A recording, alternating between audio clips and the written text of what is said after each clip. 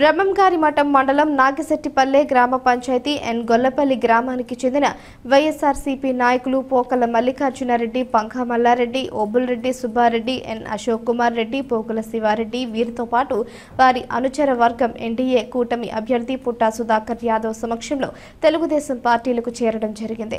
ఈ కార్యక్రమంలో మండల తెలుగుదేశం పార్టీ అధ్యక్షుడు చెన్నుపల్లి సుబ్బారెడ్డి, ప్రభాకర్ యాదవ్ మరియు తెలుగుదేశం పార్టీ నాయకులు, కార్యకర్తలు పాల్గొనడం జరిగింది. గొల్లపల్లె ఈ గ్రామ వాసులందరూ ఈరోజు అద్భుతంగా వాళ్ళు స్వాగతం చూస్తుంటే ఈ ఊళ్ళో విపరీత మెజార్టీ వస్తుంది నేను ఆల్రెడీ ఊహించుకోవడం జరుగుతుంది. కాదు, ఏ ఊర్లో పోయినా కూడా ఇంత ఘనస్వాగతం ఎప్పుడు పలకలే. ఇది ఈ ఊర్లో గొల్లపల్లిలో ఇంత ఘనస్వాగతం నేను 10 సంవత్సరాల నుంచి రాజకీయం వచ్చినప్పటి నుంచి ఇంతవరకు ఇంత అద్భుతంగా ఘనస్వాగతం పలికిన చరిత్ర ఎప్పుడు చూడలే. మిమ్మల్ని చూస్తుంటే చాలా ఆనందంగా ఉంది. ఈ ఘనస్వాగతం పలికినటువంటి మన కార్యకర్తలకు, ప్రజలకు, అదే ముఖ్యంగా ఈరోజు పార్టీ చేరుతున్నటువంటి సుమారు పుల్లయ్య, చెన్నయ్య, చిన్నకృష్ణ, బాలచెన్నయ్య, లోకేష్, చైతన్య, కేశవ, వాసు, సూరి, పెంచలరావు, ఓబయ్య, విజయరావు, ఇంకా వీళ్ళ ఆధ్వర్యంలో సుమారు ఒక ఎస్సీ మాలవాడలో ఇంతమంది స్వాగతం పలికి వాళ్ళు మన పార్టీ చేరుతున్నందుకు వారికి కృతజ్ఞత అభినందనలు తెలియజేసుకుంటున్నా. అదే రకంగా ఈ కార్యక్రమం వచ్చినటువంటి మన పార్టీ కార్యకర్తలకు, వేదికపైన ఉన్నటువంటి మన జనసేన మన ఇన్ఛార్జి అయినటువంటి మలపత్ర గారికి, ఇంకా వేదికపైన ఉన్న పెద్దలకు, పాత్రికేయులకు అందరికీ నమస్కారం. ఈరోజు మీరు నేను సొంత మండలం, ఇది నా సొంత మండలంలో ఓ పక్క నుంచి లిస్ట్ వస్తుంది, ఓ పక్క నుంచి అంతా అదేదో ఊడ్చుకునేట్టు వస్తుంది, ఏదో మన సునామీ వచ్చినట్టు వస్తుంది. ఫస్ట్ ఇది మన రేకలగూడ పంచాయతీలో టోటల్ స్వీప్ అయిపోయింది.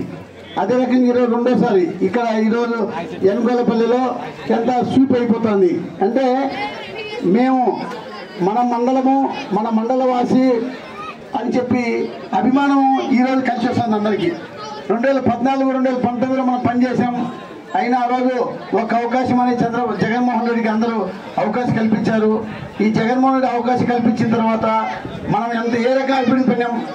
ముఖ్యంగా మన మండలంలో మాత్రం ఇంత దుర్మార్గం ఏ మండలంలో జరగలే. ఎందుకంటే ఈ మండలంలో మనకు డీకేడ్ భూములు ఎక్కువ ఉన్నాయి. ఇక్కడ బడా నాయకులందరూ భూములు లాక్కోవడము, భయప్రాంతం చేయడము, వాళ్ళ పేరుతో రిజిస్టర్ చేసుకోవడము, వాళ్ళ పేరుతో ఆన్లైన్ ఎక్కించుకోవడము. ఎందుకంటే అధికారులు వాళ్ళ పేరుతో ఉంటాయి. ఎవరు చెప్పేది ఈ పేరులే.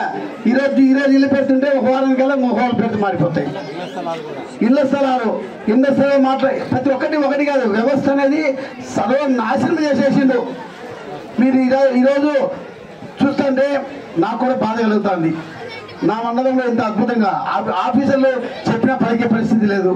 నిజంగా నేను అనుకున్నా మన మండలంలో ఖచ్చితంగా చాలా బీదోళ్ళు ఉండరు.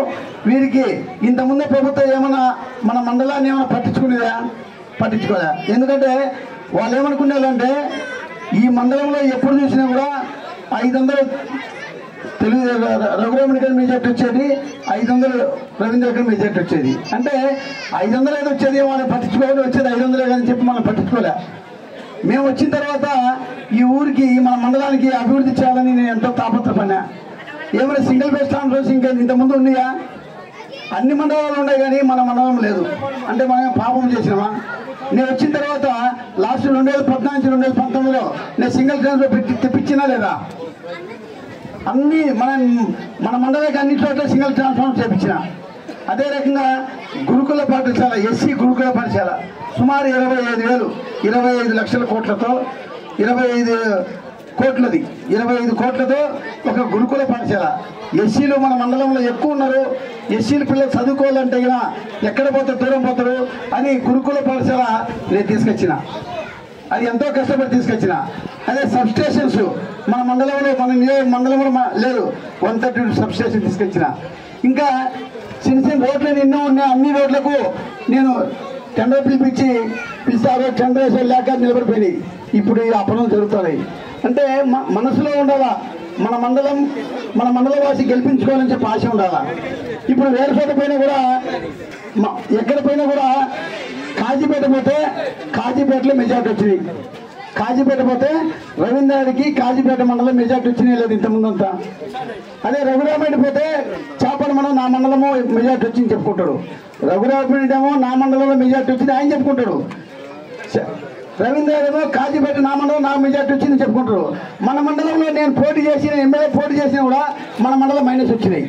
అంటే మనకు ఎవరైనా ఎక్కడ పోతగినా అయ్యా నీ మండలంలో ఎన్ని ఓట్లు చెప్పుకోయని చెప్తున్నాను. అంటే నాకు కదా అవమానం ఎవరు చేసేది మన మండలంలో జరుగుతుంది. ఆలోచించుకోండి ఒకసారి.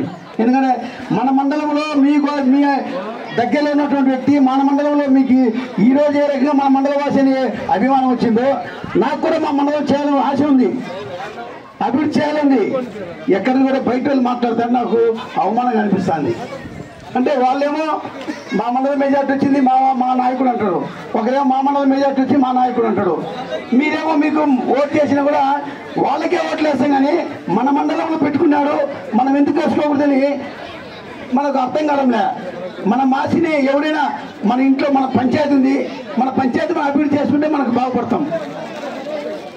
అందుకు ఈరోజు ఎంతో 2 సార్లు ఓడిపోయినా కూడా నేను ఎక్కడ నిరుత్సాహపడలే. ఖచ్చితంగా నేను అధికారంకి వచ్చిన తర్వాత మన ప్రభుత్వం వచ్చిన తర్వాత 3 పనులు చేయాలనుకున్నా. అంటే ఎన్నో ఉన్నాయి. దానిలో ముఖ్యంగా ఒకటి మన మండలంలో డీకేడ్ భూమి చాలా విపరీతంగా ఉంది. ఆ డీకేడ్ భూమి దళితులు కూడా మన మండలంలో ఎక్కువ ఉన్నారు. దళితులు కూడా ఎక్కువ ఉన్నారు. దళితులకు భూములు లేవు. ఎవరో ఒక నాయకుడు వచ్చారు. ఒకటి ఆలోచించండి మీరందరూ. ఎలక్షన్ రోజేమో వచ్చి ఆ రోజు వచ్చి రాత్రికి మందుబాటులో లేకుంటే ఒక బిర్యానీ ప్యాకెట్ ఇచ్చి పొద్దున ఓట్లు వేసుకొని మళ్ళీ 5 ఏళ్ళు మీరు కళ్ళకు కనపడారు. అంటే అప్పుడు మీరు ఇంకా పట్టించుకోరారు 5 ఏళ్ళు. మళ్ళీ ఎలక్షన్ వచ్చినప్పుడు మళ్ళీ ఆ రోజు ఒక మందుబాటులో అదొక బిర్యానీ ప్యాకెట్ తీసుకొచ్చి మళ్ళీ మన కాలు ఓట్లు వేయించుకుంటారు. ఎవరైనా కొంచెం లీడర్ ఉంటారుకో వాడికి అంత డబ్బులు వేయడం. అంటే మనం ఎప్పటికీ దానికే దావో అయిపోవాలా? మనం అభివృద్ధి చేసుకోవాల్సిన అవసరం లేదా? ఏమైనా అభివృద్ధి జరిగిందా? వేరే మండలాలు ఏ రకం అభివృద్ధి జరిగిందో మన మండలం ఏ రకం జరిగిందో చూసుకోండి మీరు.